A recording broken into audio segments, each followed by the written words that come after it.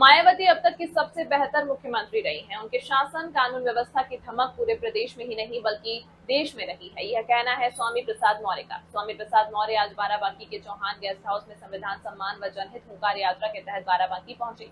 यहाँ पर उन्होंने बसपा सुप्रीमो और मायावती की तारीफ की। उन्होंने कहा कि मायावती अब तक की सबसे बेहतर मुख्यमंत्री रही। उनके शासन की गूंज प्रदेश में ही नहीं पूरे देश में रही है। उन्होंने आगे कहा कि वह बात और है कि उन्होंने अब बाबा साहेब अम्बेडकर और काशीराम से नाता तोड़ लिया, इसलिए जनता भी उनसे दूर हो गई। अपनी यात्रा के दौरान स्वामी प्रसाद मौर्य ने कहा कि सामाजिक न्याय, जनहित के मुद्दों और संविधान की रक्षा को लेकर के निकाली गई है।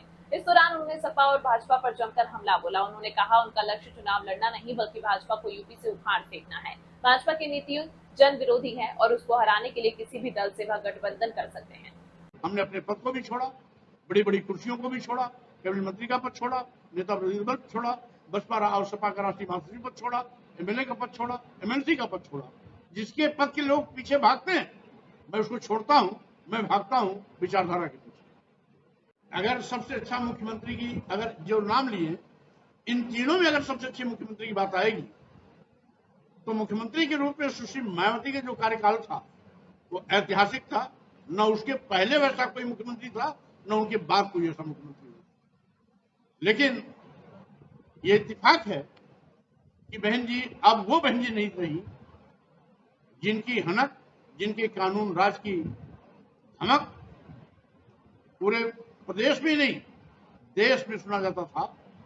क्योंकि बाबा साहब के मिशन और मानवर काशीराम के सामाजिक परिवर्तन आंदोलन से उन्होंने नाता तोड़ लिया, इसलिए उत्तर प्रदेश और देश की जनता ने उनसे भी नाता तोड़ दिया।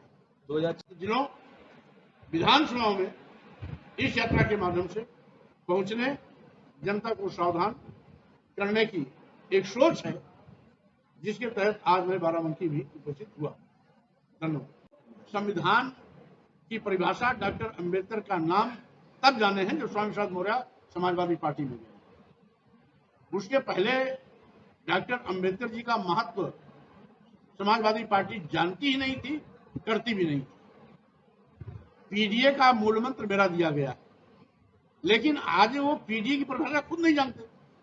कहीं पीडीए का मतलब पिछड़ा बताएंगे, कहीं पीडीए का मतलब पंडित बता देंगे, कहीं ए का मतलब अगड़ा बताएंगे, तो कहीं अल्पसंख्यक बताएंगे, तो कहीं आदि आबादी बता देंगे। तो जो नेता खुद कंफ्यूज है उसकी पार्टी कहां से मजबूत होगी? एक चीज।